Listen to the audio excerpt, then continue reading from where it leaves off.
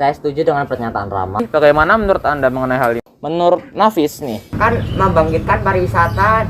pendapat Nafis bagus sekali nih teman-teman. Benar sekali Rama.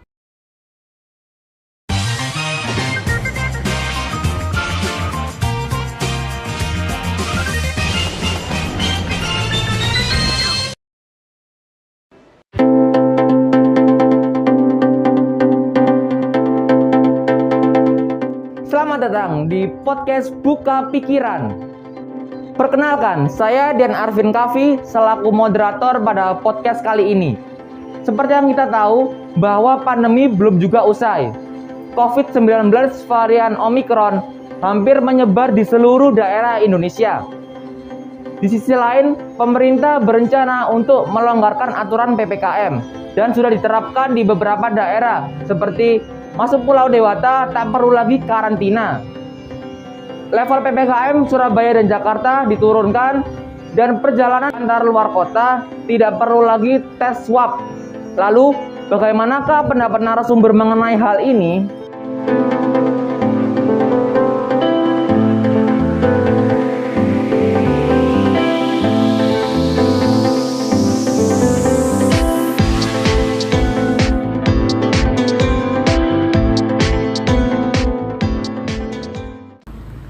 Baik, untuk mendiskusikan mengenai hal ini, saya sudah mengundang beberapa narasumber. Di sebelah kanan saya ada Rama dan juga Nafis. Selamat siang Rama, Nafis. Selamat siang. Dan juga di sebelah kiri saya sudah ada Rania dan juga Azra. Selamat siang Rania, Azra. Selamat siang. Baik, Rama, mengenai pelonggaran PPKM ini, bagaimana menurut Anda? Menurut saya pelonggaran PPKM ini adalah salah satu cara yang baik yang telah diambil oleh pemerintah. Tentunya dengan ditiadakan syarat tes COVID bagi masyarakat akan terdorong untuk melakukan vaksinasi dosis kedua. Pelonggaran PPKM ini juga memberikan dampak yang baik bagi ekonomi masyarakat. Karena pelonggaran PPKM akan mengubah dan memudahkan mobilitas masyarakat. Pelonggaran mobilitas akan memudahkan masyarakat untuk bisa bekerja seperti sedia kala, tetapi tetap menerapkan protokol kesehatan yang telah ditentukan. Baik, untuk Nafis sendiri, bagaimana menurut Anda mengenai hal ini? Saya setuju dengan pernyataan Rama, karena diadakan PPKM ini bisa berdampak positif pada kesehatan masyarakat. Tapi kita juga harus memperhatikan dampak negatif yang adanya PPKM ini yang bisa membuatkan sektor ekonomi kreatif termasuk UMKM mengalami penurunan. Baik, untuk pendapat dari Azra bagaimana? Menurut saya sendiri di sini pelonggaran pembatasan mobilitas masyarakat atau yang biasa kita sebut dengan PPKM tidak akan memberikan banyak dampak positif. Kasus ini sendiri bisa kita lihat pada tahun lalu, lebih tepatnya 13 Februari 2021. Ada beberapa dampak yang didapatkan dari tanggal itu, yaitu PPKM perkembangan kasus aktif secara umum masih fluktuasi, di mana fluktuasi itu keadaan tren COVID-19 tidak bisa naik dan turun, dan itu masih tanda tanya. Naik turunnya tidak signifikan, sehingga sepertinya ada pada contoh PPKM tahap ketiga. Pada periode ketiga, tren menunjukkan kenaikan cukup tinggi. Kemudian di periode kedua atau minggu kelima terlihat bahwa tren mulai menurun. Kemudian pada periode selanjutnya tren kembali menanjak lagi. Kemudian tetapi setelah itu tren bisa turun secara signifikan jika diadakan PPKM. Nah, dari sini kesimpulan yang bisa kita ambil adalah jika kita terus melaksanakan PPKM, maka kasus COVID-19 di Indonesia bisa turun secara perlahan dan mungkin hilang dari muka bumi ini. Baik, kalau untuk Rania sendiri, bagaimana menurut Anda mengenai hal ini? Saya sependapat dengan apa yang dibicarakan oleh Azra. Menyinggung soal PPKM ya. Kita semua pasti tahu yang namanya protokol kesehatan. Protokol kesehatan itu salah satu hal yang begitu penting dalam pandemi ini. Masih banyak orang yang tidak percaya dengan COVID dan juga melanggar beberapa aturan PPKM seperti menurunkan masker dan juga tidak mencuci tangan ketika membagikan sesuatu kepada orang lain. Dan juga mereka tidak peduli dengan lingkungan sekitar gitu ya. Jadi mereka berkeliaran dengan bebas, menyebarkan COVID gitu ya, dan juga pasti berdampak pada lingkungan sekitar, orang terdekat, teman gitu ya.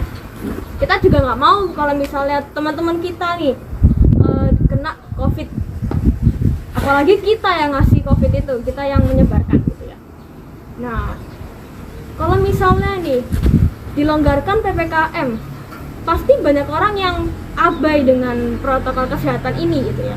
Jadi saya tidak setuju dengan pelonggaran PPKM ini, karena kita bisa bayangin kalau misalnya kita longgarkan gitu ya, ini COVID bukannya turun malah lebih naik lagi.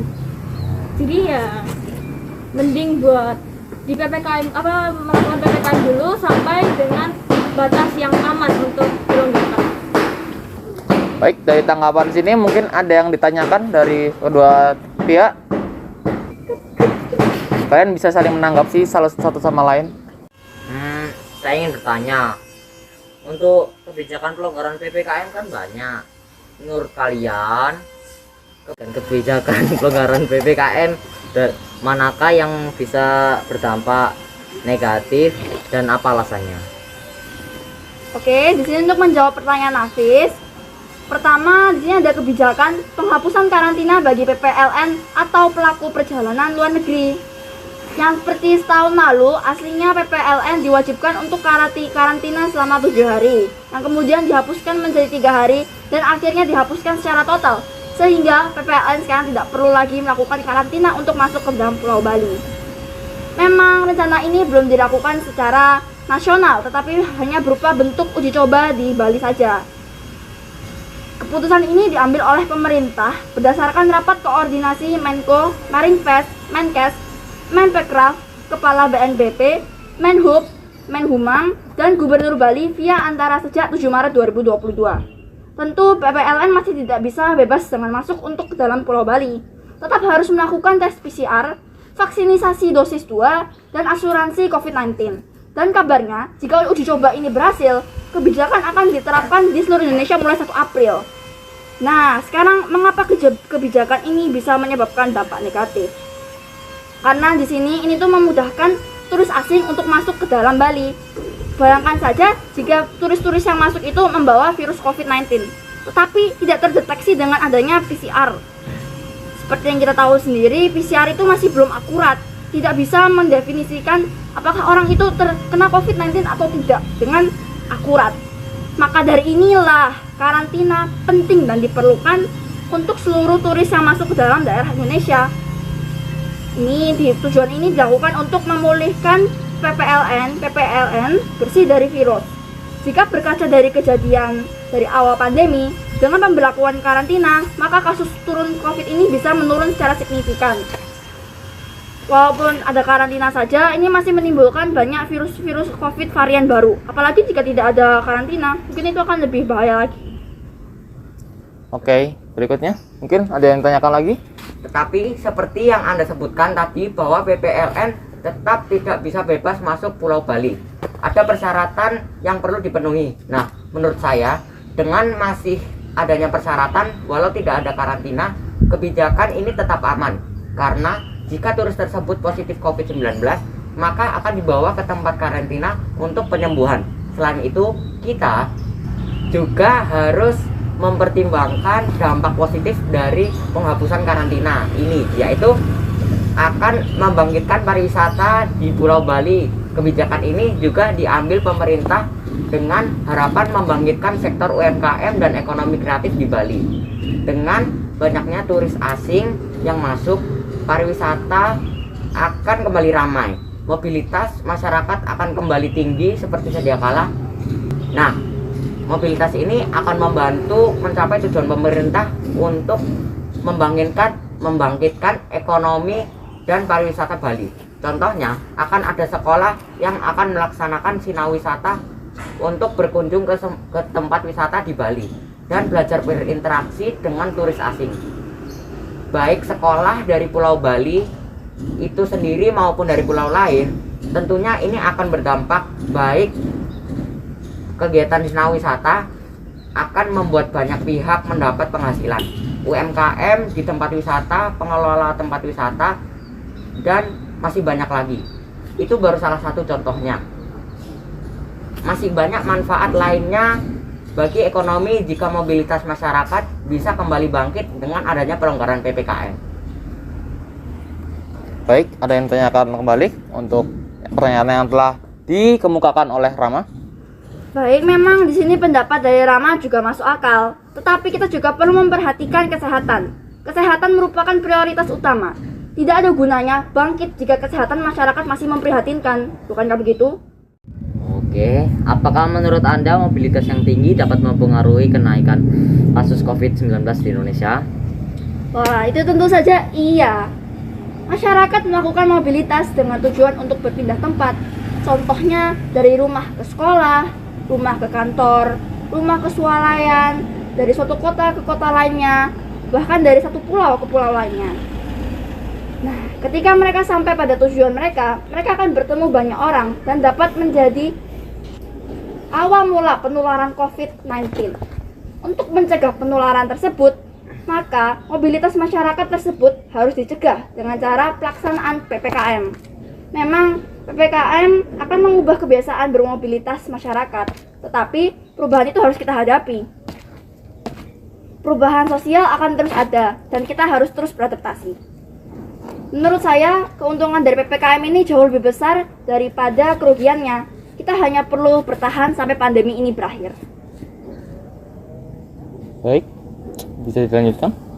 Ya, menurut saya setuju dengan pendapat Azra sebelumnya bahwa pandemi ini merupakan perkara yang sulit. Ya, manusia yang tidak bisa beradaptasi akan tergerus oleh perkembangan ini. Pandemi COVID merupakan suatu fenomena yang perubahannya itu secara cepat, revolutif, dan harus segera diselesaikan. Pandemi ini dirasakan oleh seluruh kalangan pada masyarakat, gitu. Tidak memandang derajatnya, kaya atau miskinnya, gitu ya. Semua kegiatan yang dilakukan oleh manusia yang sebelumnya leluasa, gitu ya, orang-orang bisa keluar secara bebas tanpa menggunakan masker, harus dihentikan. Maksud saya terbatas, tidak keluar secara sembarangan gitu. Jadi harus di rumah, tidak boleh bertemu dengan orang-orang secara bebas seperti sebelumnya. Jadi perubahan apa yang harus dilakukan secepatnya? Perubahan yang harus dilakukan secepatnya adalah kegiatan masyarakat.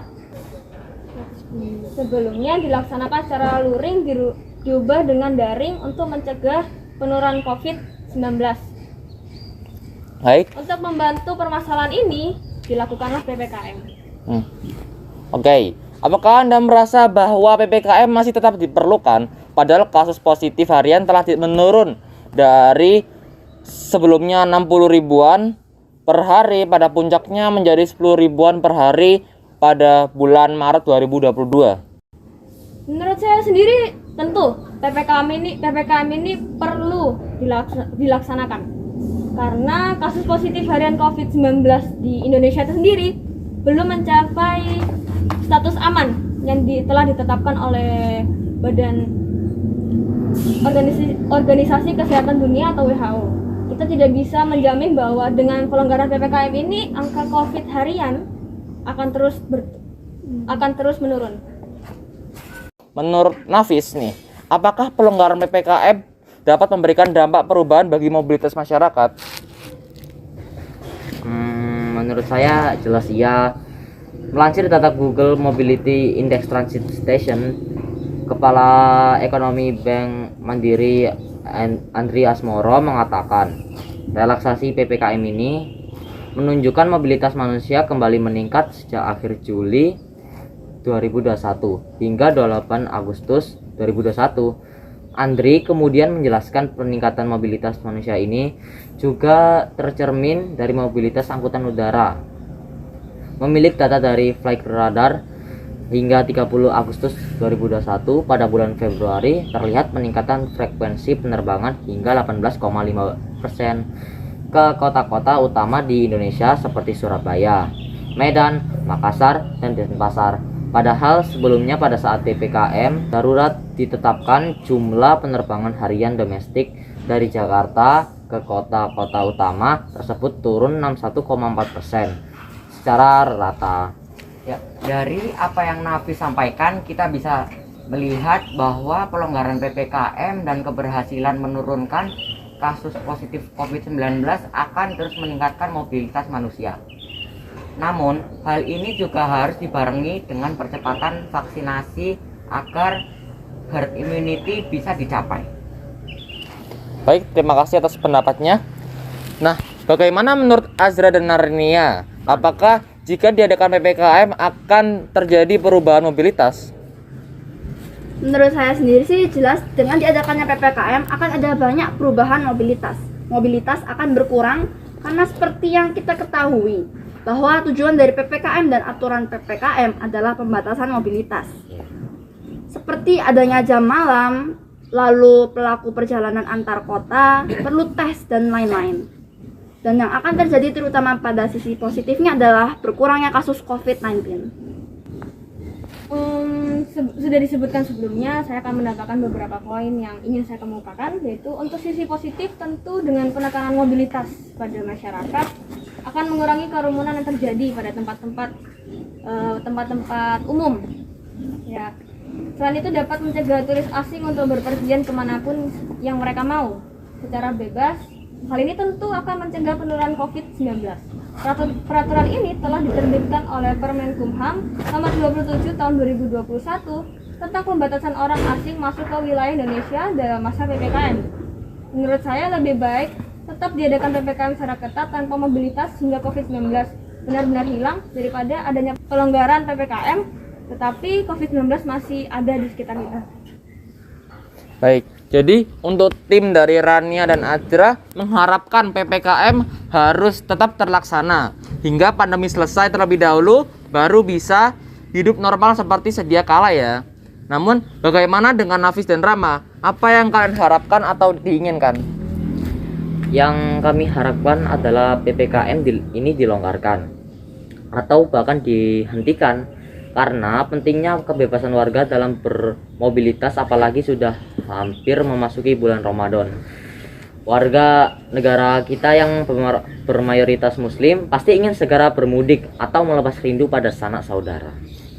Dari kegiatan mudik lebaran yang pastinya mobilitasnya tinggi tentu akan memberikan banyak keuntungan bagi ekonomi. Seperti pada penyedia layanan transportasi, pengusaha restoran, penginapan dan lainnya. Oke, pendapat Nafis ada benarnya juga nih. Jika kita kembali pada masa awal pandemi, banyak dari masyarakat yang terkena PHK akibat dari pembatasan mobilitas yang menyebabkan pemasukan perusahaan berkurang dan memaksa perusahaan untuk mengurangi jumlah karyawannya. Dengan dilonggarkannya PPKM, tentu perusahaan bisa kembali bangkit dan tentu yang untung juga rakyat sendiri. Apakah Azra dan Rania memiliki tanggapan tersendiri mengenai perihal ekonomi selama pandemi? Benar, selama ini pandemik banyak dari masyarakat yang kehilangan mata pencahariannya mereka. Namun, ada juga sisi positif yang terlihat. Seperti mulai munculnya berbagai macam bisnis online atau ekonomi digital. Situasi masyarakat yang terpaksa bertahan hidup dalam kejamnya pandemi membuahkan banyak ide-ide baru. Apa yang dikemukakan oleh Azra sebelumnya benar bahwa banyak orang yang terdampak dari pandemi ini. Pertumbuhan ekonomi digital atau bisnis online yang pesat ini terjadi akibat banyak konsumen yang beralih ke digital atau online karena adanya pembatasan aktivitas. Kepala Investasi Strategis Ternasek sekaligus Kepala Asia Tenggara Rohit Sipahimalani mengatakan kinerja baik e-commerce ini bahkan menjadi tulang punggung pertumbuhan ekonomi digital pada tahun ini yang diperkirakan bisa mencapai 70 miliar US dollar atau naik 49% dari tahun lalu yang sebesar 47 miliar US dollar ke depannya. Kondisi ekonomi digital Indonesia digadang mampu tumbuh lebih pesat. Pada 2025 diperkirakan ekonomi digital Indonesia mampu mencapai 146 miliar US dollar atau tumbuh rata-rata 20% per tahun. Baik, silakan Rama dan Nafis menanggapi pernyataan tersebut. Saya setuju dengan pendapat bahwa pandemi akan membuat masyarakat dapat bertahan hidup dengan membuahkan banyak ide ekonomi baru seperti bisnis online. Tapi bagaimana dengan masyarakat yang pekerjaannya memerlukan mobilitas atau masyarakat yang tidak memiliki ide ekonomi kreatif seperti bisnis online? Untuk masyarakat yang pekerjaannya memerlukan mobilitas atau masyarakat yang belum memiliki ide ekonomi kreatif, maka di sini belum ada solusi yang tepat bagi mereka. Namun, kita di sini masih bisa mengatasinya dengan dana bantuan sosial selama pandemi COVID-19 yang diberikan oleh pemerintah. Dana bantuan sosial yang diberikan pemerintah bisa mengurangi angka kemiskinan masyarakat kalangan menengah ke bawah yang rentan miskin. Kalau begitu artinya PPKM tidak terlalu menguntungkan selama pandemi ini, bukan? Saya rasa dana sosial yang diberikan pemerintah tidak bisa dibagi secara merata dan terus-menerus. Pastinya angka kemiskinan tidak bisa turun dalam kurun waktu secepat itu jika hanya bergantung pada dana sosial pemerintah. Benar sekali Rama, walaupun masyarakat kita sudah dibagikan dana sosial pun, saya tidak yakin bahwa masyarakat awam bisa memaksimalkan segala potensi yang ada.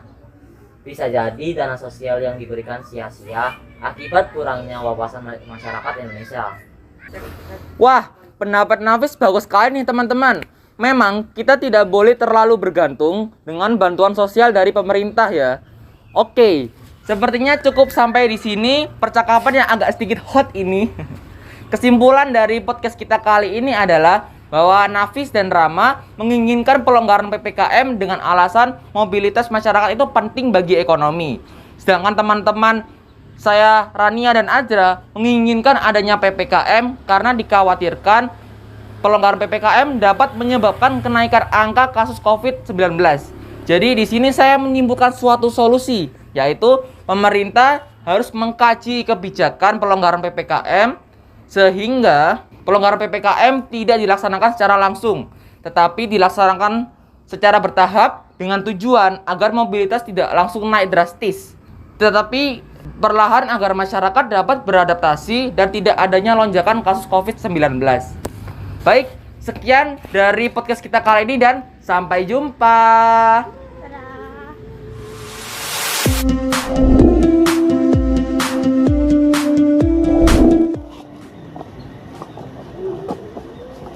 Ayo bubar. Oke.